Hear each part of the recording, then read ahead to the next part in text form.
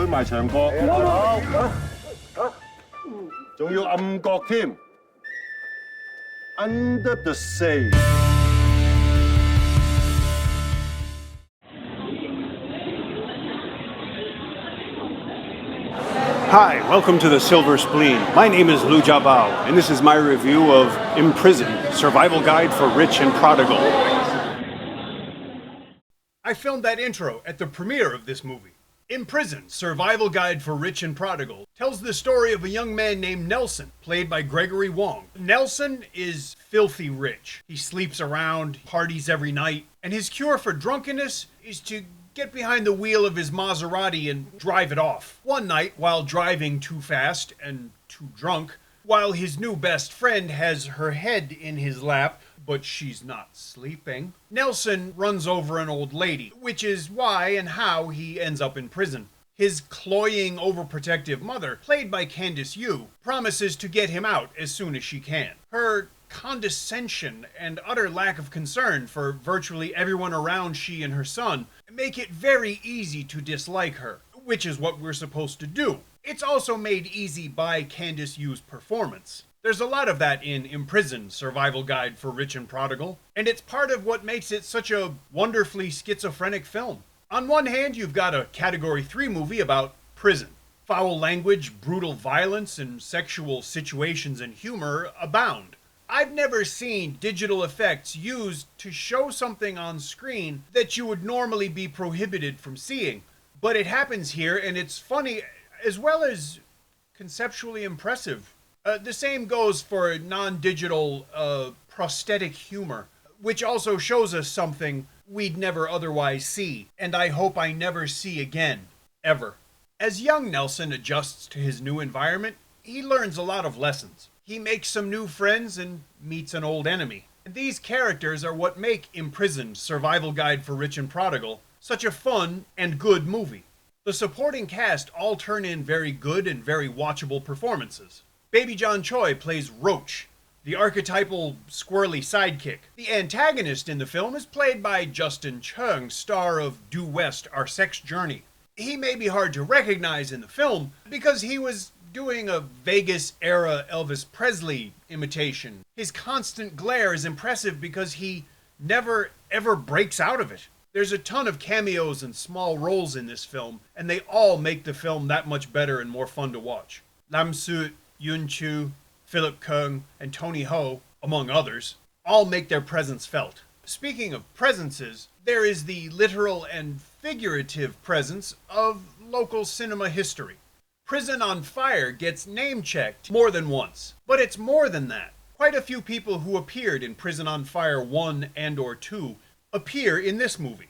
Tommy Wong and Ho Ka-koi reprise their roles as inmate leaders, and Vincent Wan, who appeared in Prison on Fire 2, returns as well. Chi-hung, who was in both movies, makes an appearance, although not as an inmate. Elvis Choi once again plays a jailer. It was nice to see him back on the big screen in a local movie, especially a Category 3 film, though he didn't do anything prurient. In fact, he shows off his considerable acting skills without dropping any F-bombs or his pants. So while Imprisoned, Survival Guide for Rich and Prodigal has everything you think it would, it's also got a lot of surprises. The film's schizophrenia also results in the mood roller coaster so common in local film. One minute you're laughing at an actor so obviously doubled that you know it must be done intentionally for comic purposes, and the next someone's acting their ass off and making you really believe in their character. I don't want to give any details away, but I will say that, as usual, Lu Kai-chi makes Aaron Kwok look even more foolish. If you see the movie, you'll know exactly which scene I'm talking about. In a similar vein, for every pointless appearance of some over-breasted bimbo, whose English name should be Random Ho, there's a very topical and knowing reference and or joke to Hong Kong's political situation. And yes, I realize I shouldn't say such terrible things about the women in the movie. One of them is named Coffee Lamb, and the only reason I know that is because of priceless headlines like this one. Some of my personally favorite aspects of this movie are likely to be of particular value to non-locals. For one, the English subtitles provide a lot of contextual information that helps to explain some of the jokes and situations in the film. The other thing is a musical cue that brings to mind a recent Hollywood film that's a remake of a local blockbuster from 2002. I think my favorite part of the movie actually comes at the end. Ho Kakoi passed away shortly after filming was completed, and there's a tribute to him at the end of the movie.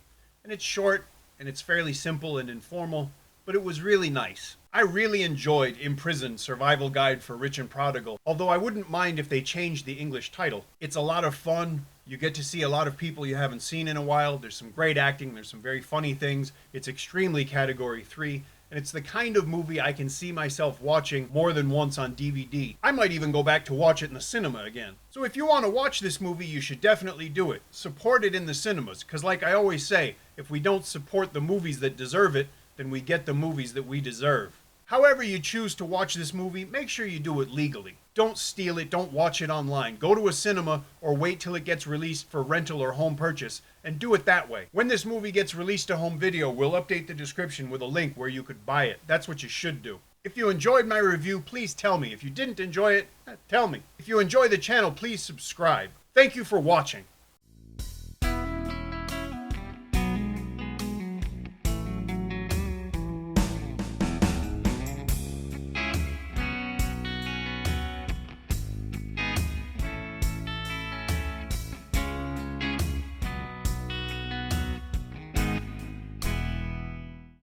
I've said before that I've gotten kind of blasé about going to movie premieres because I get to do it a lot. Well, I shouldn't be. I got to go to the premiere of Imprisoned, Survival Guide for Rich and Prodigal, and I'm extremely glad and grateful that I did. I'd thank the person who made it possible, but they made me promise not to mention them. I got to take photos with quite a few of the cast members, including Gregory Wong, Vincent Wan, Tommy Wong, Ken Lo, and, wait for it, Elvis Choi! Kind of scary how much we look alike, huh?